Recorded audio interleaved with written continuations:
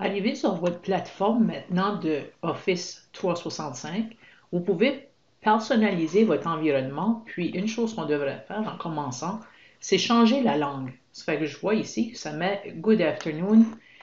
Donc, sur la roue d'engrenage qu'il y a ici en haut à la droite, on peut cliquer sur le bouton. Quand je pointe dessus, ça met Settings. Ça fait que je clique sur cette roue d'engrenage-là. Je peux modifier l'accueil ici pour vous. Je peux mettre une image d'arrière-plan. Je vais vous montrer qu'est-ce que ça ressemble quand on met une image. Ça fait que ça, c'est mon image d'arrière-plan. Je vais l'enlever, je vais remettre ça à Office.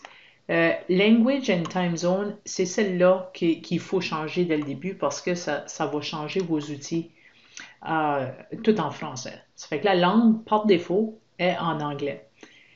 Quand je l'essaye tout de suite, je vois que ça prend du temps à charger les langues. Puis, c'est peut-être que les serveurs de Microsoft sont très utilisés dans le moment, mais je vais juste cliquer la petite flèche à côté. D'habitude, les langues se chargent quand même très rapidement. Puis, je vais cliquer la petite flèche à côté pour vous montrer qu'est-ce que ça doit ressembler. Et je défile pour avoir les F pour le français. Puis, bien sûr, on a des choix de plusieurs français. Donc, moi, je choisis Français-Canada. Vous choisissez le français qui se rapproche le plus de votre langue parlée.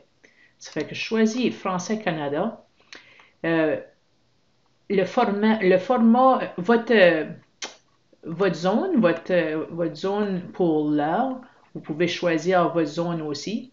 Moi, je ne vais rien changer parce que je vais juste le laisser comme ça. Puis le format de date, puis le format d'heure, vous pouvez tout changer ça, personnaliser ça selon ce que vous préférez. Puis quand vous avez fini de faire ces changements-là, vous pouvez cliquer sur Save. Puis ce que je vois tout de suite quand je le fais, c'est qu'il semble avoir un délai avec les serveurs de Microsoft, mais ceci, d'habitude, ça se fait dans quelques clics, puis tout fonctionne très bien. Mais au moment où je fais la vidéo, je vois qu'il semble avoir des problèmes.